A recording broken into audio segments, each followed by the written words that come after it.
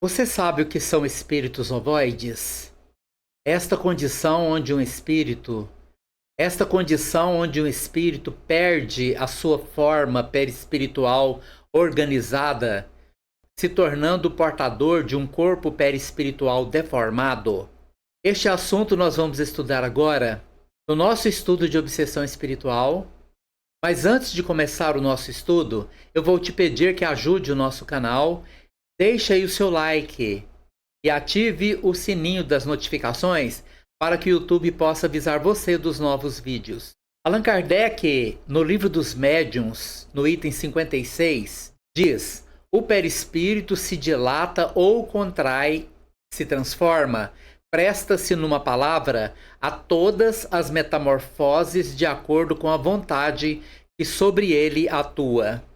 E para entendermos o que é um espírito ovoide, nós precisamos compreender que a nossa forma humana atual foi desenvolvida pela natureza ao longo de bilhões de anos de evolução.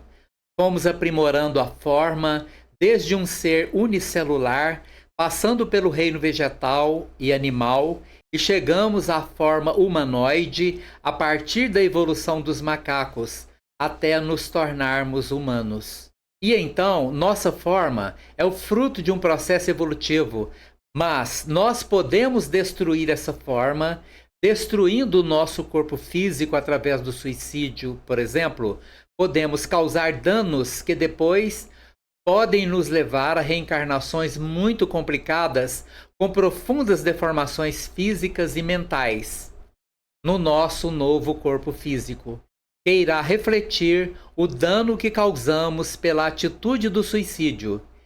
Sendo nós compostos por uma unidade que, enquanto estamos encarnados, que nos compomos de corpo físico, perispírito e espírito imortal, que somos nós, se decairmos mentalmente para um estado primitivo do comportamento através da mentalização maligna, nossos perispíritos poderão se deformar a tal ponto em que perdemos uma forma humana até chegarmos a uma condição disforme, onde não há uma forma organizada, que pode ser uma forma ovoide ou uma forma tão deformada como se fosse uma forma ameboide.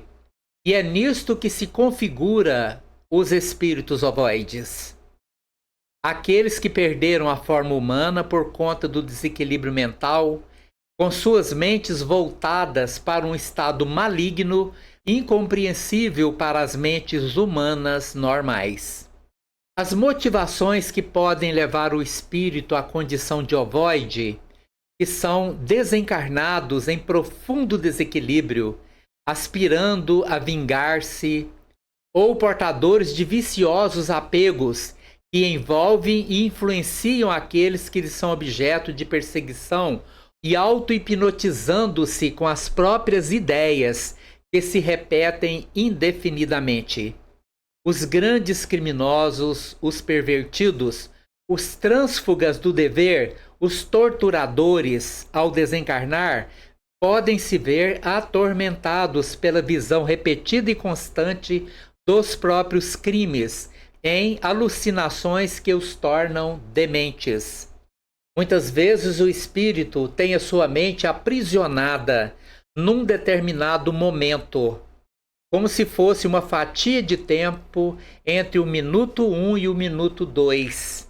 Naquela fatia de espaço-tempo, o espírito fica aprisionado, revendo cenas terríveis de tortura, de morte, de sangue, de sofrimentos intensos, de ódios incompreensíveis e inenarráveis.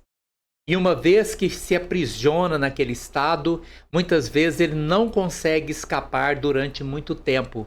E a mente vivenciando repetitivamente aquela situação, ele então pode deformar-se, entrando para um estado de desequilíbrio profundo, perdendo ou deformando a sua forma. Assim como muitas vezes o suicida que se vê aprisionado no momento do suicídio, Ele se atira de um prédio e nunca chega no chão. Ele fica preso, caindo sistematicamente num processo repetitivo, entrando num processo de desequilíbrio tão profundo que o seu perispírito pode deformar-se, assumindo a forma das deformações que foram causadas no corpo físico quando o corpo foi destruído. Os espíritos que após o desencarne encontram-se em estado de profundo desequilíbrio emocional ou psíquico, frequentemente entram no estado do monoideísmo ou fixação em uma única ideia, cria um circuito fechado de pensamento que impede o espírito de evoluir ou de se abrir para novas experiências ou aprendizados. A ausência de estímulos variados leva à atrofia dos órgãos do perispírito, culminando na forma ovoide. Os espíritos que durante a sua encarnação se envolveram no cometimento de atos gravíssimos de grande negatividade, como crimes graves, tortura ou abandono do dever moral, ao desencarnarem podem ser assolados pela repetição constante das memórias de seus atos. Essas alucinações constantes e a fixação em pensamentos negativos contribuem para a perda da forma perispiritual organizada e humana e a transubstanciação para a forma ovoide. Nessa condição estabelece-se neles o monoideísmo, isto é, a ideia fixa, abstraindo-se de tudo o mais. A monoideia, o monoideísmo, significa que o espírito não tem outro pensamento, a não ser aquele único, e ele não consegue pensar em outra coisa na sua mente. Só existe um único pensamento, e este único pensamento é motivado pela culpa extrema, pelo ódio, pela mágoa e a fixação mental com a mente aprisionada em um momento aterrorizante e composto por culpas e ódios inconcebíveis para uma mente humana normal. O pensamento que lhe flui da mente permanece em circuito fechado continuamente. É o que se configura o monoideísmo auto-hipnotizante. Em situações de obsessões, os ovoides vinculados às próprias vítimas, que de modo geral lhes aceitam mecanicamente a influenciação por trazerem os fatores predisponentes, quais sejam a culpa, o remorso, o ódio, o egoísmo, que externam em vibrações incessantes sob o comando da mente. Configura-se aí então uma situação obsessiva com a parasitose espiritual. O hóspede, que é o obsessor, passa a viver no clima pessoal do hospedeiro, que é o obsediado. Essa situação pode prolongar-se até mesmo após a morte física da vítima, dependendo da gravidade das dívidas e da natureza dos compromissos existentes entre ambos.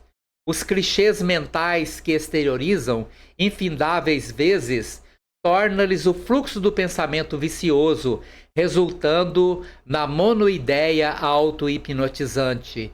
E envolvido nos fluidos dos obsessores, com o pensamento controlado e cerceado com o cérebro em desequilíbrio pela interferência hipnótica dos algozes, o obsediado passa a viver no clima que estes criaram, agravado pelas ondas mentais altamente perturbadoras dos ovoides, vendo inclusive os clichês mentais que projetam em fenômenos alucinatórios ou ouvindo-lhes as acusações na acústica da mente.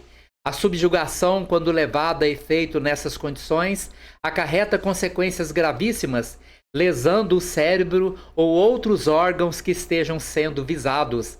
Essa situação pode produzir um desequilíbrio total e pode levar a vítima ao suicídio, à loucura irreversível, ou ocasionar a morte por deperecimento ou distúrbio orgânico. Quanto aos ovoides, através da bênção da reencarnação, é que conseguirão plasmar outra vez o perispírito juntamente com a nova forma carnal irão assimilando os recursos orgânicos maternos e, como explica André Luiz, conforme as leis da reencarnação, operam em alguns dias todas as ocorrências de sua evolução nos reinos inferiores da natureza. A nova forma perispiritual, assim desenvolvida, terá condições de persistir ao término da reencarnação de volta ao plano espiritual. Muito bem, meus irmãos e minhas irmãs, este é o nosso vídeo de hoje. Se você gostou, deixa aí o seu like e muito obrigado pela sua presença e até o nosso próximo vídeo.